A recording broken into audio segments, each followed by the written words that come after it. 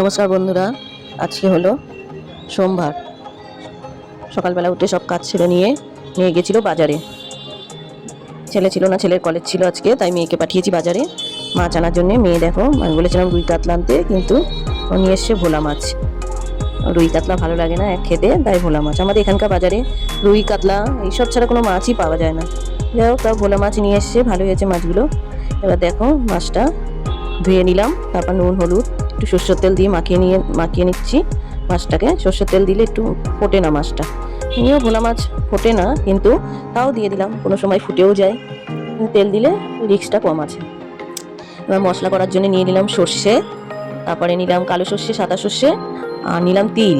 তিল দিয়ে ভাল লাগে, তিল সর্ষে বাটার মধ্যে তিল দিয়ে বেটে দিলে।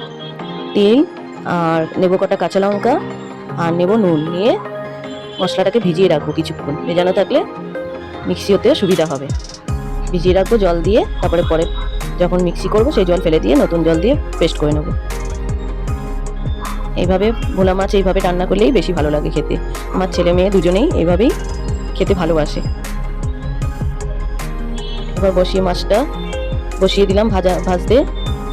প্রথমে মাছ ভেজে নেব।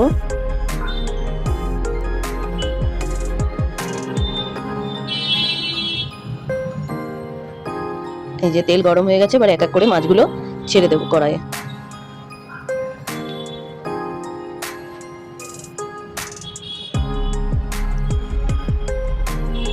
আর ভোলা মাছ খুব নরম হয়, এই জন্য একটু কড়া করে ভাজার চেষ্টা করব। জ্বলে দেওয়ার সাথে সাথেই ভোলা মাছ একদম নরম হয়ে যায়। এবার মশলাটা অনেকক্ষণ ভেজানো ছিল, এবার মিক্সি করে নেবো মশলাটা। প্রথমবারে অল্প জল দিয়ে মিক্সি করব, তারপরে আবার একটু জল দিয়ে ভালোভাবে করে নেব।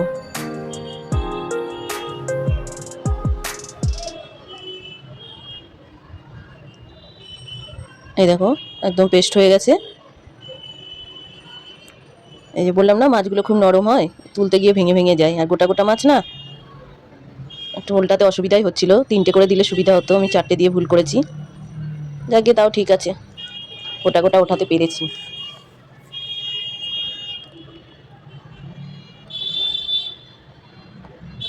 এবার কালো জিরে দিয়ে দিলাম, তারপর দিয়ে দিলাম টমেটো তেলের মধ্যে। মাছগুলো আমার সব ভাজা হয়ে গেছে। এবার কালো জিরে টমেটো দিয়ে তারপর একটু নুন দিয়ে দিলাম যাতে টমেটোটা গলে যায়। এবার দিয়ে দিলাম মশলাটা দিয়ে সামান্য বেশিক্ষণ কষাবো না, অল্প একটুই কষাবো, যেহেতু সর্ষে তো তিতো হয়ে যাবে নাইলে। তারপর দিয়ে দিলাম হলুদ, একটু লঙ্কার গুঁড়ো, কালারটা ভালো আসবে।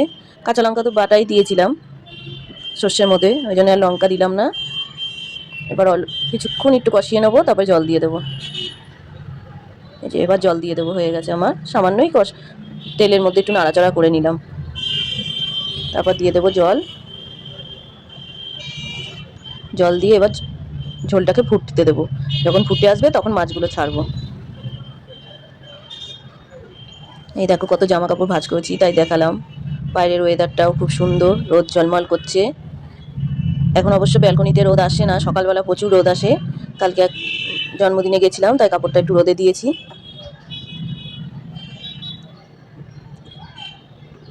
এই দেখো ঝোল ফুটে গেল, এবার মাছগুলো এক এক করে দিয়ে দেবো।